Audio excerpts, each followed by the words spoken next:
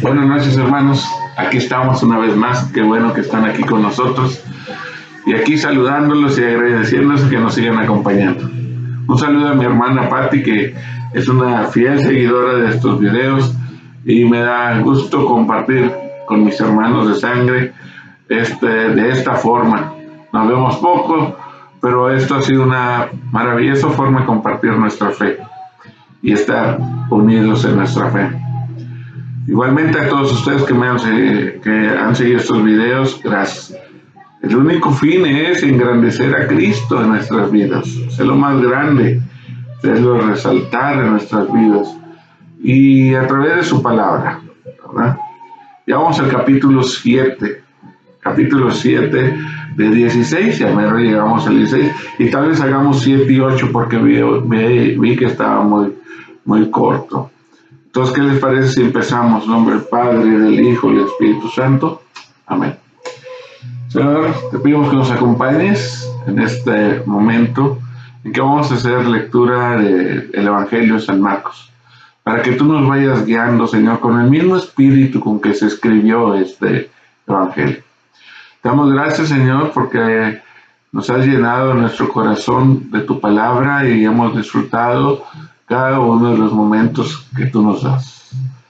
Te pido que nos sigas acompañando y que nos sigas revelando y que podamos vivir esta tu palabra. En nombre del Padre, del Hijo y del Espíritu Santo. Amén. Ahora, ¿qué les parece si ponemos música de lectura? Porque así es más tranquilo, no nos distrae y es más, y ahí está en el fondo, ¿eh? Déjame ver.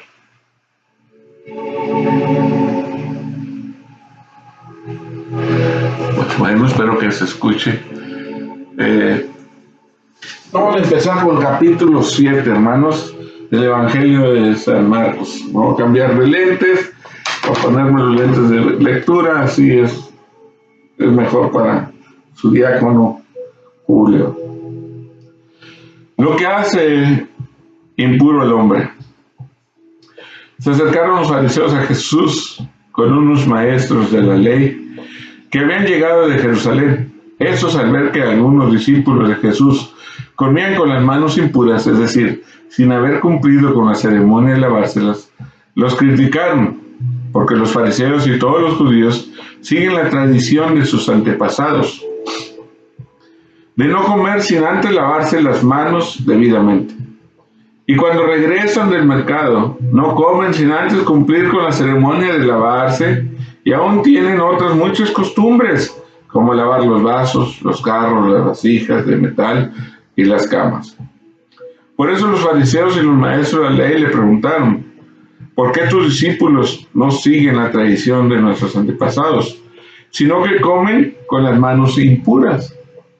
Jesús le contestó: bien habló el profeta Isaías acerca de lo hipócritas que son ustedes cuando escribió: este pueblo me honra con la boca, pero su corazón está lejos de mí.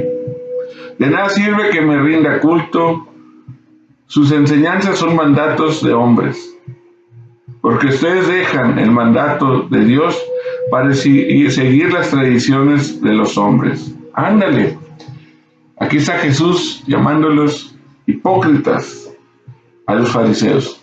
Y es que, hermanos, en aquel tiempo había muchas costumbres y tradiciones que el pueblo judío seguía, y era como sus antepasados les habían enseñado la fe, les habían dicho que la ley dictaba de esa forma, y para ellos tener fe es seguir al pie de la letra la ley. Y fíjense que lo seguían mejor que nosotros, para ser francos, porque ellos tenían 300 y pico de mandamientos y se los sabían de memoria, inclusive los cargaban aquí en una cajita para no olvidarse de ellos. Y nosotros a veces no sabemos los 10. Pero Dios vino al mundo, Jesús vino al mundo para darle plenitud a la palabra. Lo que leemos en el Viejo Testamento son las leyes que nos dejaron nuestros antepasados, ¿verdad? Pero Dios no borra ni quita ninguna de ellas, sino que las hace más plenas, las explica, les da sentido, un sentido diferente, donde las cosas, dice, espérate, lo más importante son las personas, no las tradiciones. Es seguir a Dios y hacer el mandato de Dios, no lavar una vasija. Y es por eso que le estás diciendo eso, hermanos, se han distraído, o sea, ustedes son capaces de dejar que un hombre muera, o que un hombre sufra, pero porque ustedes tienen que ir a misa, ¿verdad? O ustedes tienen que ir al templo, ustedes son capaces de, y más adelante lo vamos a ver, de dejar que sus padres tengan hambre antes de repartir el dinero que ustedes ganan en el templo, porque eso es dinero sagrado y no lo pueden compartir. Entonces, en ese sentido de venir Jesús a darle plenitud, es como lo debemos de ver. Entonces, ¿qué es lo que quiere? O sea, a veces estamos equivocados en nuestra fe. Y Jesús viene y nos dice, espérate, lo importante es esto. Y aquí a través de esta lectura vamos a descubrir lo que es importante para Dios. ¿Sí? Y dejarnos, porque siempre tenemos que correr, cuando tengas dudas, corre al principio, ¿qué es importante para Dios? Vamos a continuar en el versículo 9 del capítulo 7. También les dijo, para mantener sus propias tradiciones, ustedes pasan por alto el mandato de Dios. Pues Moisés dijo, honra a tu padre y a tu madre, y el que maldiga a su padre o a su madre será condenado a muerte. Pues ustedes afirman que un hombre puede decirle a su padre o a su madre, no puedo ayudarte porque todo lo que tengo es corbán, es decir, ofrecido a Dios. Y también afirman que quien dice esto ya no está obligado a ayudar a su padre o a su madre. De esta manera, ustedes anulan la palabra de Dios con esas tradiciones que se transmiten unos a otros y hacen otras muchas cosas parecidas. Y así somos, queremos vivir una fe light, los que nos conviene, ¿verdad? Y tenemos que esculcar en nuestro haber, en nuestro comportamiento, qué es lo que Dios quiere que hagamos. A veces nos estamos pasando mucho tiempo en la iglesia y descuidando a la familia. Dios no quiere eso. Dios no quiere que descuide a tus padres y a tu madre, que prefiere que estés. Él nos llama en un mandato a cuidar y honrar a nuestro padre y a nuestra madre. Continuamos, versículo 14. Luego Jesús llamó a la gente y dijo, escúchenme todos y entiendan. Nada de lo que entra de afuera puede hacer impuro al hombre. Lo que sale del corazón del hombre es lo que lo hace impuro. Nada de lo que viene para afuera. Afuera nos pueden estar mandando, me acuerdo que mi hermana Pati me contó una analogía de $1 o un billete de $100 que lo pisoteaban y luego lo abrían y decía que si todavía tenía el valor, sí, y luego lo volvían a escupir, lo escupían, le pisoteaban más, lo arrugaban todo y decía, ¿aún lo quieres? Sí, porque todavía tiene su valor. Y así es nuestra vida, ¿verdad? No importa cómo nos pise la vida, no importa lo que nos maltrate la gente o lo que nos digan la gente, eso no nos hace impuros, hermanos. Si alguien nos humilla, nos hace menos, nos maltrata, inclusive por nuestra fe, eso no nos hace impuros. Impuro es lo que sale de adentro. Vamos a ver cómo lo explica Jesús en esta palabra. Voy a repetirme, 14. Luego Jesús llamó a la gente y dijo, escúchenme todos y entiendan, nada de lo que entra de afuera puede hacer impuro al hombre. Lo que sale del corazón del hombre es lo que lo hace impuro.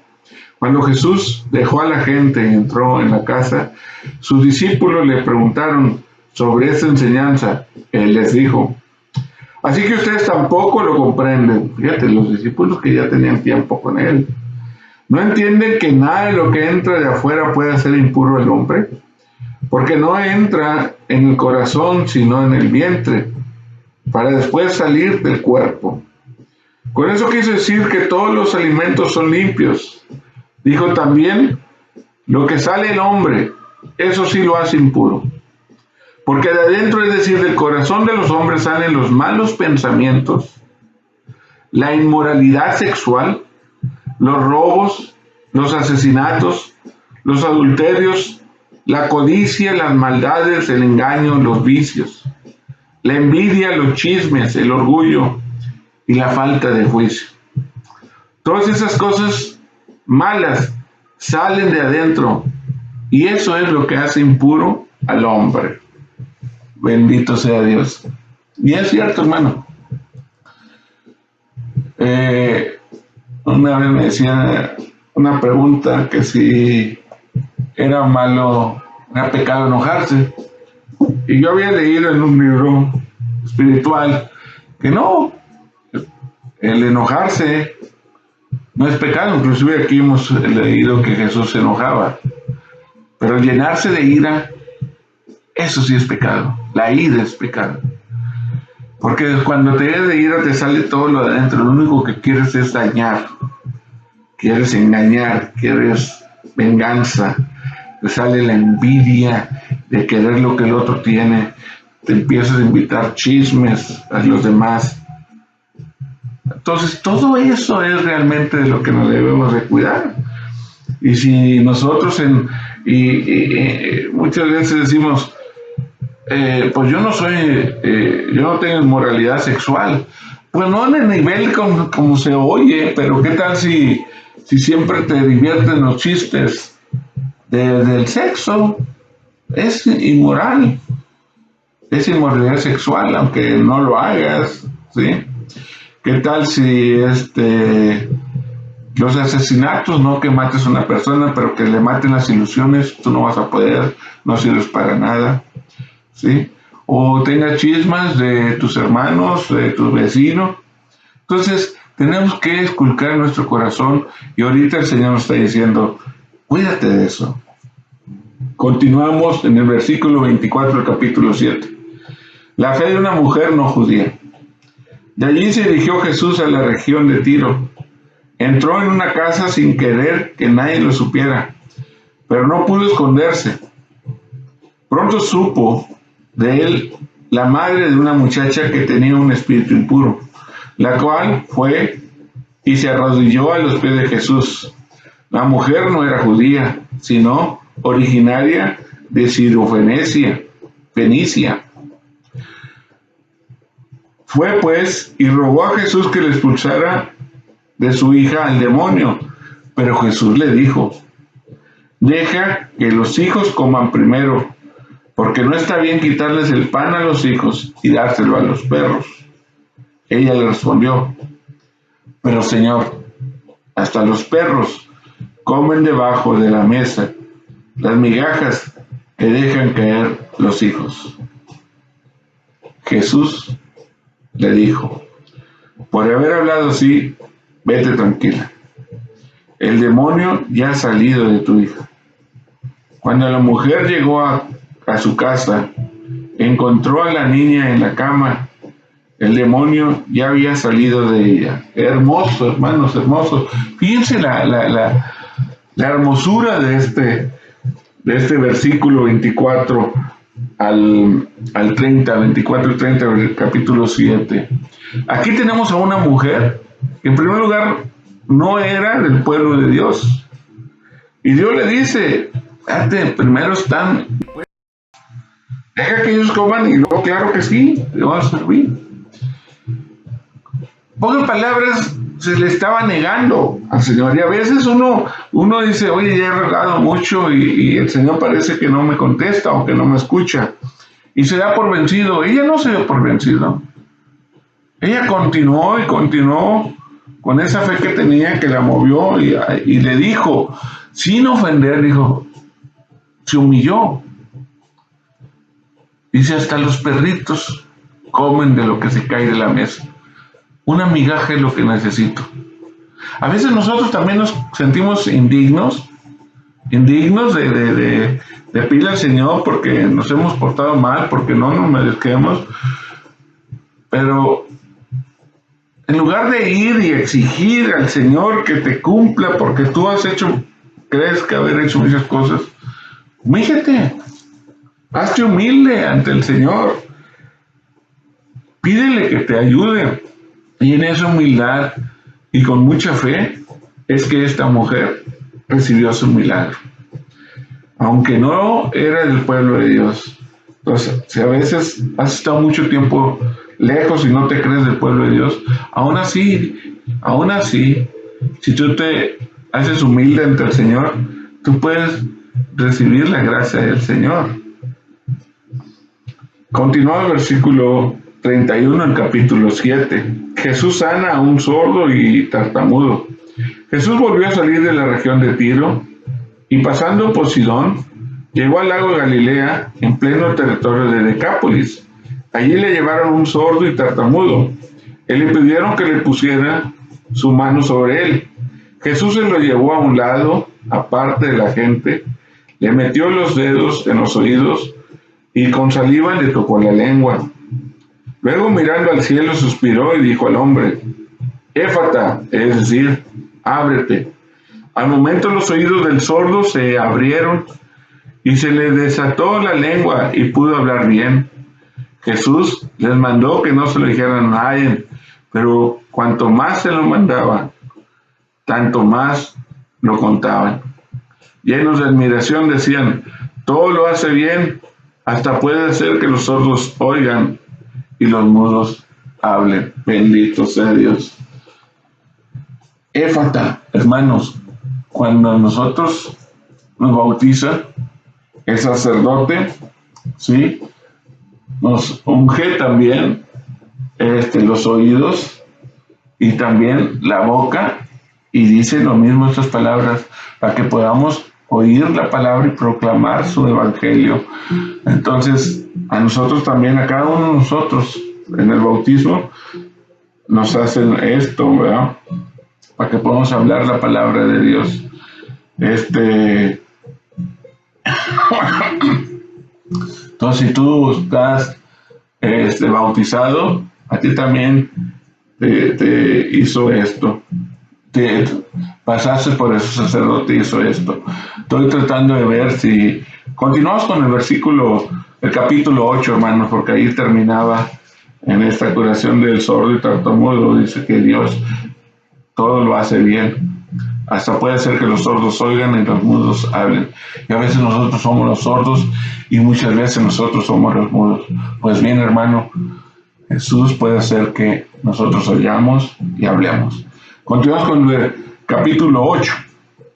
Capítulo 8. Un día Jesús da de comer a una multitud. Un día en que de nuevo se había juntado mucha gente y no tenía nada que comer, Jesús llamó a sus discípulos y les dijo: siento compasión de esta gente, porque ya hace 3 días que está aquí conmigo y no tiene nada que comer. Y si los mando sin comer a sus casas, pueden desmayarse por el camino, porque algunos han venido de lejos. Sus discípulos le contestaron: pero ¿cómo se les puede dar de comer en un lugar como este, donde no vive nadie? Jesús les preguntó: ¿cuántos panes tienen ustedes? 7, contestaron ellos. Entonces mandó a la gente se sentar en el suelo, tomó en sus manos los 7 panes y habiendo dado gracias a Dios, los partió y se los iba dando a sus discípulos, para que ellos los repartieran entre la gente, y así lo hicieron. Tenían también unos cuantos pescaditos. Jesús pronunció sobre ellos la bendición y también mandó repartirlos. Todos comieron hasta quedar satisfechos y recogieron los pedazos sobrantes en 7 canastas. Los que comieron eran cerca de 4,000. Luego Jesús los despidió, subió a la barca con sus discípulos y se fue a la región de Dalmanuta. Una vez más, la multiplicación de panes. Pero lo más importante aquí, hermanos, es que una vez más nos recalcan y nos dicen, Jesús tuvo compasión de ellos. Si muchas cosas que nos va a dejar esta lectura, esto me gustaría que se quedara en nuestro corazón, que Jesús es un Dios compasivo. Y aquí una vez más dice, siento compasión de esta gente, nos dice Jesús, porque no ha comido.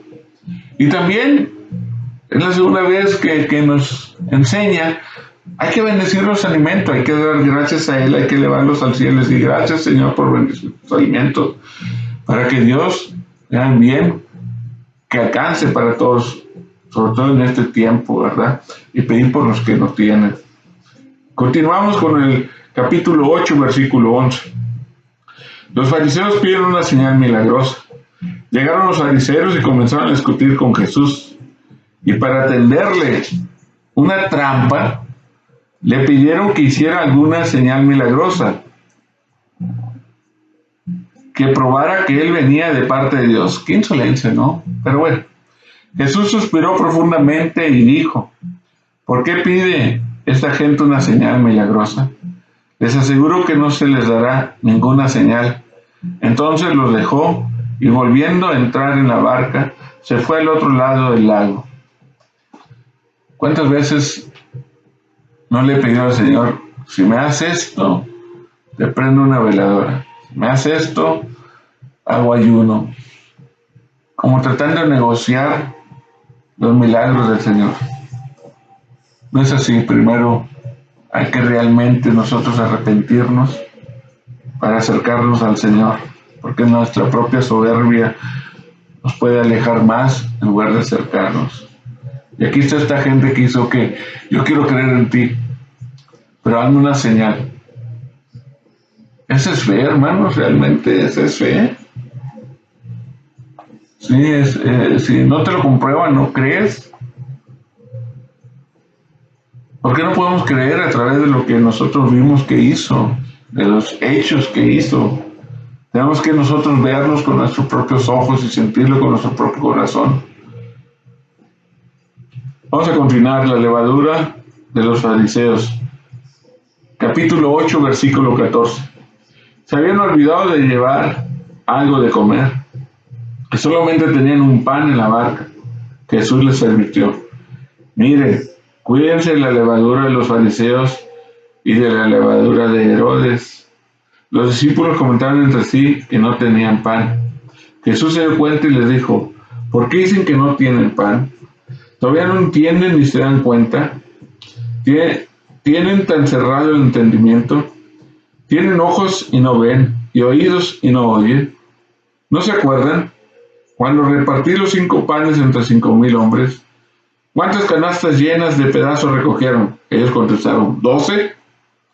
Y cuando repartí los 7 panes entre 4,000, ¿cuántas canastas llenas recogieron? Contestaron, 7. Entonces les dijo, ¿todavía no entienden?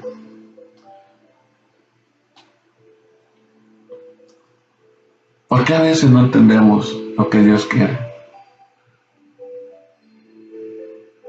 ¿Por qué nos aferramos a nuestra creencia, a ver como el mundo ve y no como Dios quiere que veamos? ¿Por qué no podemos confiar totalmente en el Señor? Versículo 22 del capítulo 8. Jesús sana a un ciego de Betsaida. Después llegaron a Betsaida y llevaron a un ciego a Jesús y le rogaron que lo tocara. Jesús tomó de la mano al ciego y lo sacó fuera del pueblo. Le mojó los ojos con saliva, puso las manos sobre él y le preguntó si podía ver algo. El ciego comenzó a ver y dijo, veo a los hombres, me parecen como árboles que andan. Jesús le puso otra vez las manos sobre los ojos y el hombre miró con atención y quedó sano.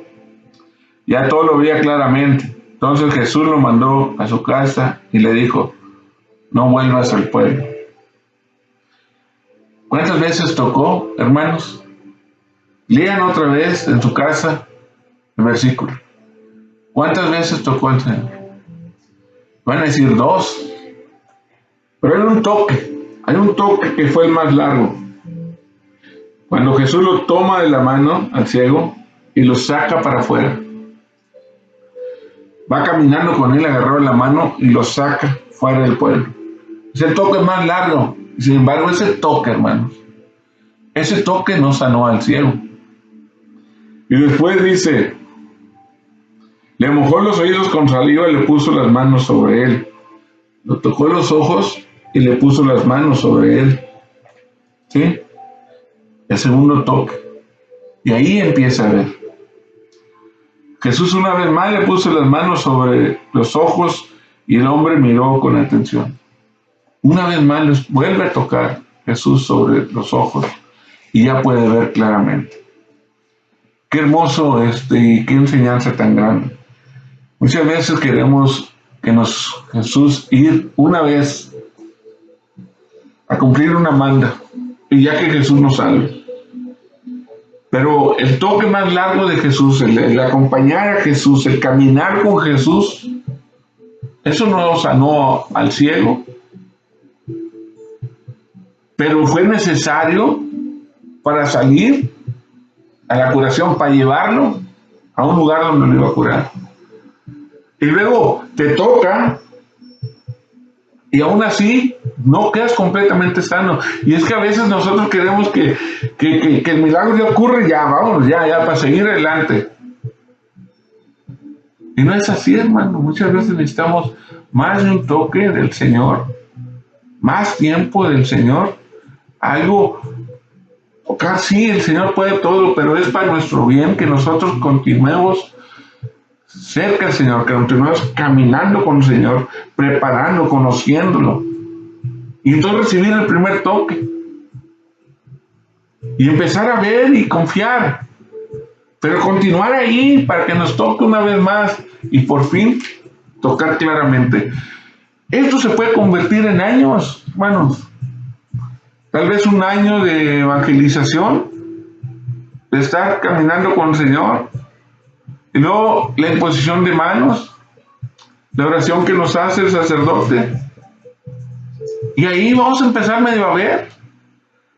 Pero ya pasó otro año, mejor el tercer año nos vuelve a ir a un retiro, y en ese retiro pues vamos a ver completamente.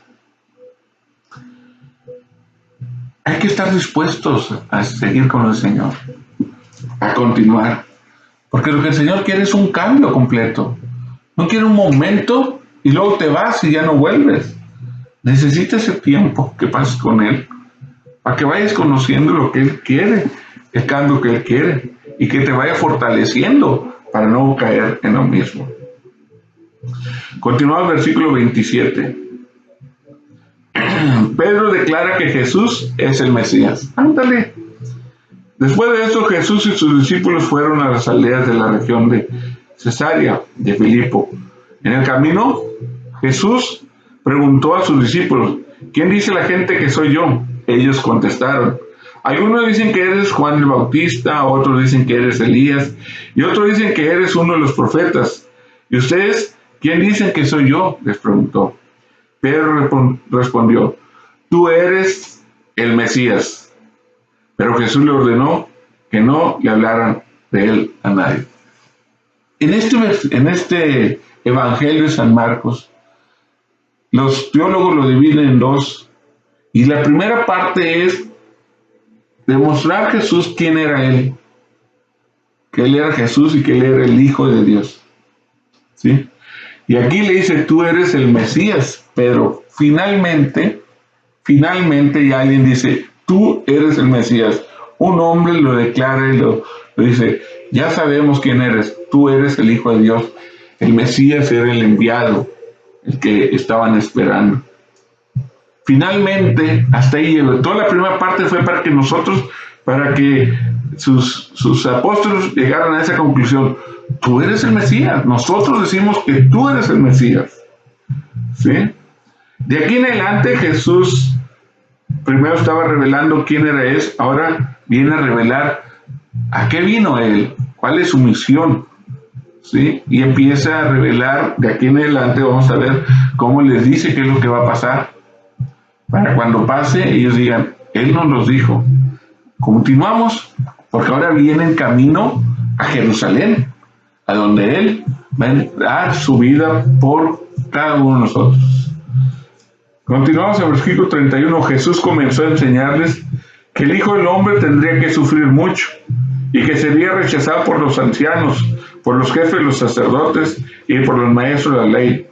Les dijo que lo iban a matar, pero que resucitaría a los 3 días. Esto se lo advirtió claramente. Entonces Pedro lo llevó aparte y comenzó a reprenderlo. Pero Jesús se volvió, miró a los discípulos y reprendió a Pedro diciéndole, apártate de mí, Satanás. Tú no ves las cosas como las ve Dios, sino como las ven los hombres. Apártate de mí, Satanás. Pedro, nuestro primer papa en la Iglesia Católica, aquel que le entregó las llaves de su iglesia, ahorita le está diciendo, apártate de mí, Satanás. Pedro, aquel que le acaba de decir, tú eres el Mesías, ¿sí? Ahorita le está diciendo, aún que es débil, porque Él quiere hacer lo que Él quiera. Y Jesús viene, a pesar del dolor que va a sufrir, a cumplir la voluntad del Padre. Y cualquiera que nos desvíe de la voluntad del Padre, ¿sí? No está actuando bajo la voluntad del Padre, sino por la voluntad del maligno. Entonces, en ese sentido, Jesús le dice a Pedro, apártate de mi voluntad. Y muchas veces nosotros queremos hacer nuestra voluntad y no la de Dios. Y es ahí cuando estamos desviados totalmente. Y reconocer que Dios tiene otros caminos que nosotros tenemos la obligación de buscarlos. Esa revelación para que Dios nos la dé a través de su Espíritu Santo. Repito, versículo 33, apártate de mí, Satanás, tú no ves las cosas como las ve Dios, sino como las ven los hombres. Versículo 34 del capítulo 8. Luego Jesús llamó a sus discípulos y a la gente y dijo, si alguno quiere ser discípulo mío, olvídese de sí mismo, cargue con su cruz y sígame. Porque el que quiera salvar su vida la perderá, pero el que pierda la vida por causa mía y por aceptar el Evangelio, la salvará. ¿De qué le sirve al hombre ganar el mundo entero si pierde la vida? O también, ¿cuánto podría pagar el hombre por su vida? Pues si alguno se avergüenza de mí y de mi mensaje, delante de esta gente infiel y pecadora, también el Hijo del Hombre se avergonzará de él cuando venga con la gloria de su Padre y con los santos ángeles. Amén. Amén.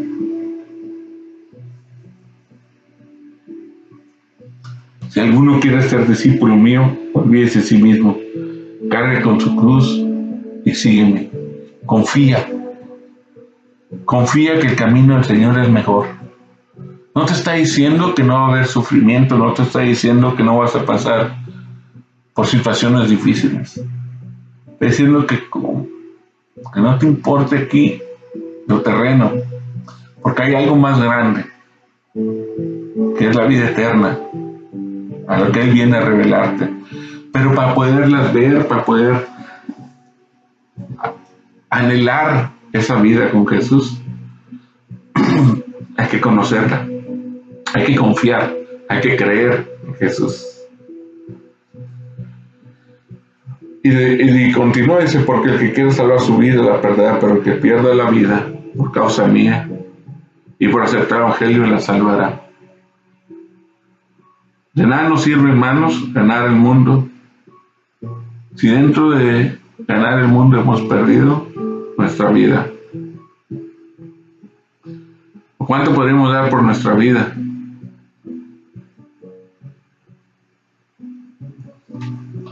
No podemos avergonzarnos de Dios. Ya no. Porque muchas veces hemos dejado de pensar en Él. Han pasado días que ni siquiera lo alabamos o lo buscamos. Ha habido días que ni siquiera agradecemos por la comida, por nuestros hijos. Y en lugar de cargar la cruz y abrazarla y besarla como Él la besó, esos sufrimientos que nos da la vida, estamos peleados con la propia vida, estamos reclamando por qué a mí. Y hoy el Señor nos enseña, levántate, carga conmigo la cruz, que hay algo mejor para ti. Amén, amén, amén. Pues, gracias por acompañarnos. Fíjense, hoy el Señor nos regaló no uno, sino 2 capítulos, 7 y 8. Ya hemos llegado a la mitad del Evangelio.